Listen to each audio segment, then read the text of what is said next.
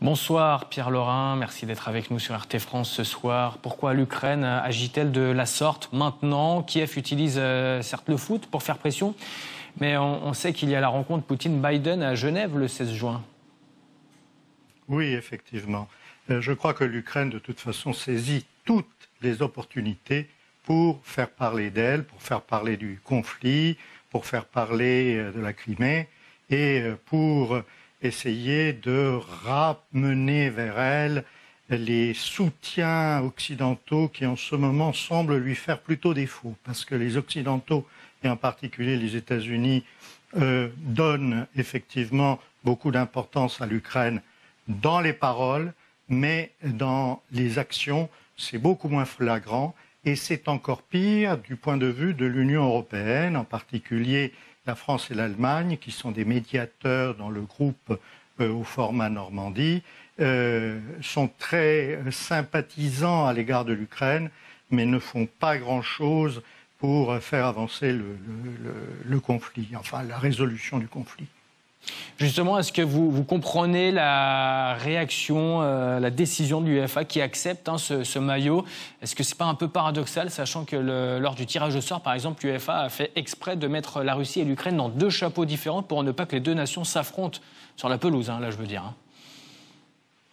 Oh, je crois qu'il était difficile pour les autorités du football de refuser ce maillot dans le sens où techniquement, il n'y a pas grand-chose à redire. C'est vrai que la carte de l'Ukraine représente également la Crimée, mais c'est le cas des cartes qui sont éditées en Ukraine, mais également dans d'autres pays occidentaux. Il n'y a aucun pays occidental aujourd'hui qui représente l'Ukraine sans la Crimée.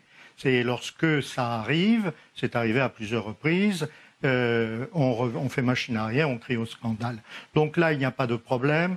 Les slogans en question, c'est vrai qu'ils sont connotés historiquement, parce que cela fait référence à une période vraiment très sombre de l'histoire de l'Ukraine.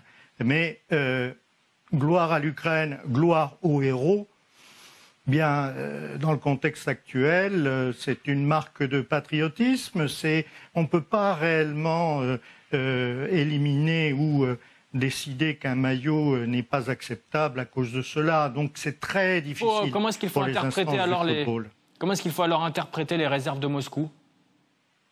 Ah ben les réserves de Moscou, elles sont légitimes, hein. La Crimée est un territoire russe depuis 2014, depuis le rattachement. Il était déjà territoire russe jusqu'en 1954. Donc pour Moscou, c'est vraiment une ligne à ne pas franchir. Quant au slogan qui date effectivement de 1941 et de l'armée insurrectionnelle ukrainienne, il n'y a que les Russes finalement qui peuvent aujourd'hui dénoncer cela, parce que c'est une période de l'histoire que les Occidentaux ne veulent pas voir. Si vous voyez les choses aujourd'hui, il suffit qu'il y ait un néo-nazi quelque part en Europe pour que tout le monde pousse les hauts cris. Mais qu'il y ait des néo-nazis en Ukraine, on passe sous silence parce que, eh bien, il ne faut pas, comment dirais-je, fâcher les Ukrainiens qui sont en conflit avec le démon actuel, l'ennemi que l'Europe et les États-Unis ont décidé de se créer, qui est la Russie. Il y a eu une réaction aujourd'hui, celle de Dmytro Kuleba, c'est le chef de la diplomatie ukrainienne, je cite, « À tous ceux qui commencent à le critiquer et qui ne supportent pas de voir nos frontières reconnues internationalement ou le salut officiel de notre État, je répondrai qu'une seule chose, nous ne permettrons à personne d'insulter nos symboles nationaux. » Quelle est votre analyse? Est-ce qu'on va vers une nouvelle escalade verbale?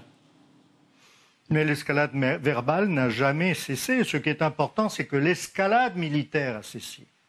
Ça, c'est important. L'escalade verbale, elle va continuer parce que c'est la seule arme dont l'Ukraine dispose pour continuer à faire en sorte que les Occidentaux soutiennent sa cause.